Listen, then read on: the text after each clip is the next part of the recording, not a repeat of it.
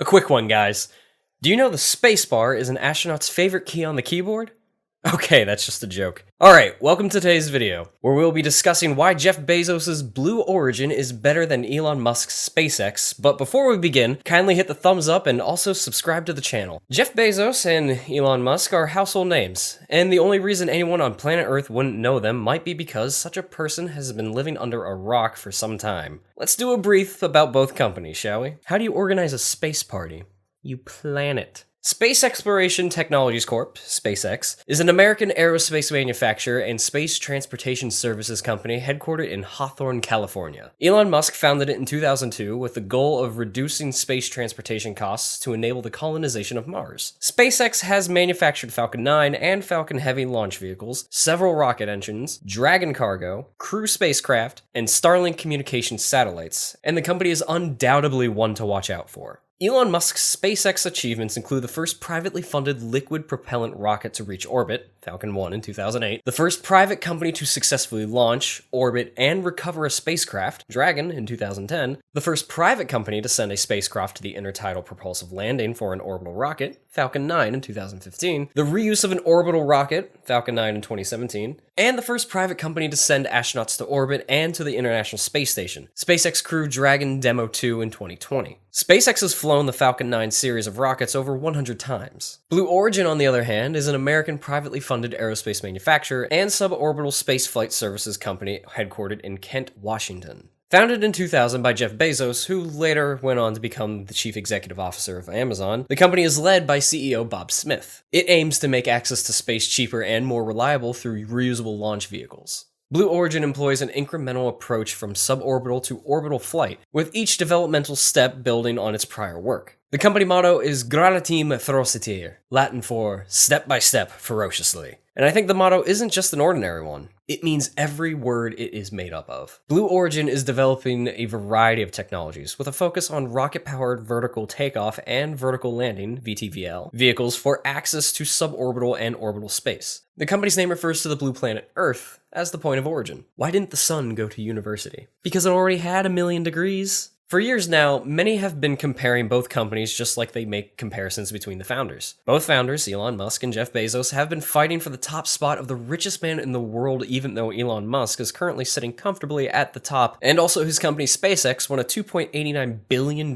contract for exclusive rights to provide a moon lander for NASA to use in its flagship mission of the decade. The lander is the third crucial component of the Artemis missions, the name given to NASA's revived lunar explorations, which ended half a century ago with the Apollo missions as part of Artemis. NASA's Space Launch System rocket will bring astronauts to the moon's orbit, tucked safely inside an Orion crew module. The astronauts will then transfer to SpaceX's Starship spacecraft, still in prototype, to make the descent to the surface, and after their science is done, use it to ascend back to the Orion module and fly home. Aside from the sheer size of the sum of cash, this contract is a really big deal. Originally, SpaceX wasn't supposed to build the lander alone. Jeff Bezos' Blue Origin had convened a national team with a host of aerospace veteran companies including Lockheed Martin, Northrop Grumman, and Draper to develop a lander called Blue Moon. Defense contractor Dynetics had also been initially working on a prototype. NASA gave all three companies preliminary contracts to build a design and then planned to accept 2 bids for the mission itself. But Blue Origin and company, and Dynetics didn't make the cut. Yes, SpaceX is currently the lead for everything in space, right? But Blue Moon is very much in the game, and just like the seed you plant without knowing the exact day it will emerge and surprise the world. How? Is that the question on your mind too? The space projects have been dominated by government bodies until we saw ambitious companies such as SpaceX and Blue Origin